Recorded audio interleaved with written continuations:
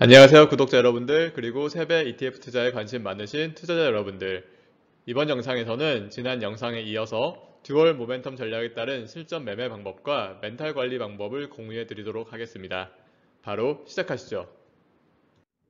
삶은 가까이서 보면 비극이지만 멀리서 보면 희극이다. 찰리 채플린.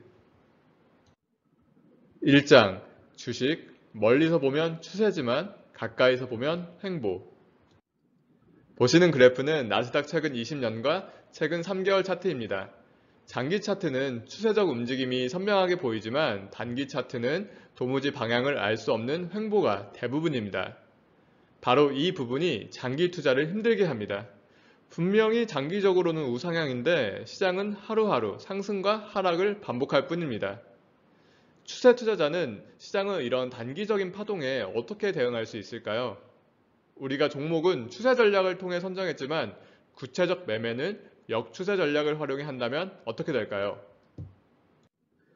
지난 영상에서 소개한 백테스트는 투자금 100%를 매월 시초가에 매매한다는 가정하에 나온 결과입니다. 그렇게 할 경우 한 달 내내 모멘텀이 정상적으로 유지된다면 기대 이상의 수익을 실현할 수 있겠지만 그게 아니라 가격이 횡보하거나 하락할 경우에는 속수무책으로 지켜볼 수밖에 없을 것입니다. 따라서 이러한 시장 변동성에 대비하기 위해서 역추세 매매 전략을 적용해 보는 것입니다. 먼저 매수할 때 첫 거래일 시초가에 전량 매수하는 것이 아니라 50%만 매수를 진행합니다. 그리고 나머지 금액은 5분의 1로 나눠서 매일 내가 매수한 평균 단가 이하일 때만 매수를 진행을 합니다. 차트를 보면서 설명해 드리겠습니다. 아래 차트는 2021년도 12월 TQ 일봉 차트입니다. 일단 첫 거래일 시초가에 50%를 매수 진행합니다. 다음날 시초가가 내 평단보다 아래에 형성되었기 때문에 시초가에 남겨놓은 10%를 더 추가로 매수합니다. 다음날도 역시 시초가는 내 평단 아래입니다. 10% 추가 매수를 진행을 합니다. 다음날 역시 시초가가 내 평단보다 한참 아래에 있습니다. 10% 추가 매수를 진행합니다. 다음날에는 시초가가 대충 봤을 때 내 평단 근처인 듯 합니다. 정확히 계산해 봐야겠지만 내 평단 아래라고 하고 10% 매수 진행을 합니다. 다음 날은 딱 봐도 내 평균 단가보다 가격이 위에 있습니다. 매수가 이루어지지 않습니다.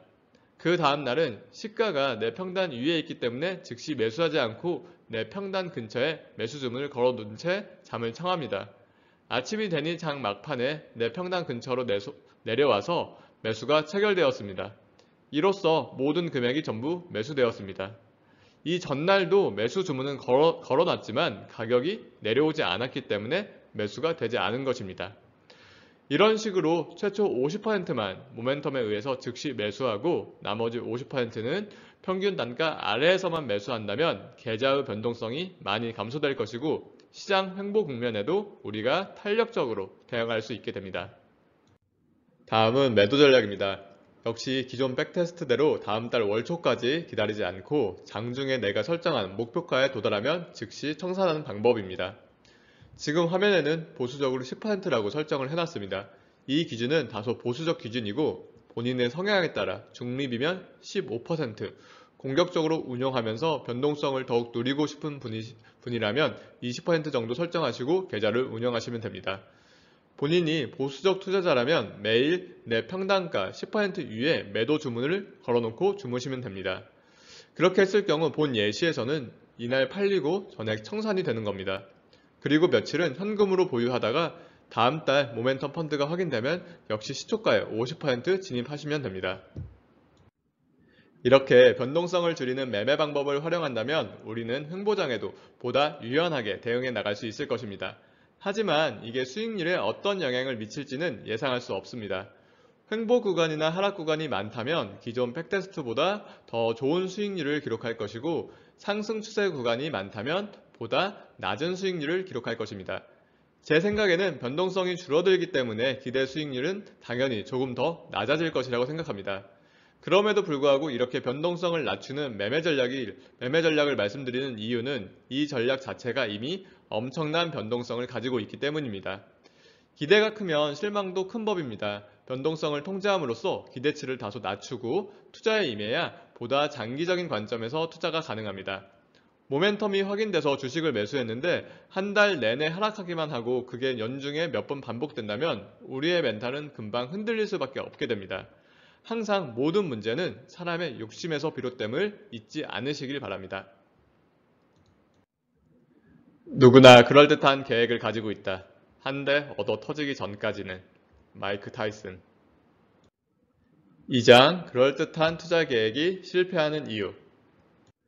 우리가 투자를 하면서 가장 잊기 쉬운 사실은 무엇에 투자하던 또는 어떤 전략으로 투자하던 대부분 나의 계좌는 전고점 대비 마이너스인 상태로 머물 수밖에 없다는 점입니다. 매일같이 올라가는 투자처는 이 세상에 존재하지 않습니다. 지금 보시는 위의 차트는 지난 11년간의 비트코인 가격이고 아래 차트는 이 비트코인이 하락했을 때만 하이라이트해서 표현한 차트입니다. 지난 11년 동안 15,000배가 상승한 비트코인도 단순하게 생각하면 하루하루 쉬지 않고 올라야 저 15,000배라는 엄청난 수치에 다다를 것 같지만 가격은 절대 그렇게 움직이지 않습니다. 상승폭이 큰 만큼 하락할 때도 무시무시하게 하락을 합니다. 그리고 투자의 대부분은 아래 그래프처럼 전고점 대비 하락인 상태로 보내게 됩니다. 얼마 전 TV에 나왔던 화면입니다. 인공지능과 인간 초고수 주식 매매 대결을 다뤘습니다. 인간 최고수로 나오신 분은 100만원으로 70억을 버셨다고 합니다. 하지만 그런 분조차도 지금 화면에 보이는 것처럼 4일차 누적 수익이 마이너스 20%에 육박합니다. 물론 이분은 나중에 이 손해를 모두 다 복구하고 최종적으로 플러스 40%로 마감하게 되면서 대결에서 승리를 하게 됩니다. 여기서 우리가 주목해야 할 점은 한 달에 40% 수익을 기록하는 이 트레이더도 불과 며칠 만에 20%에 육박하는 마이너스를 기록할 수 있다는 점입니다. 하지만 대부분 사람들은 이러한 과정에 주목하지 않습니다.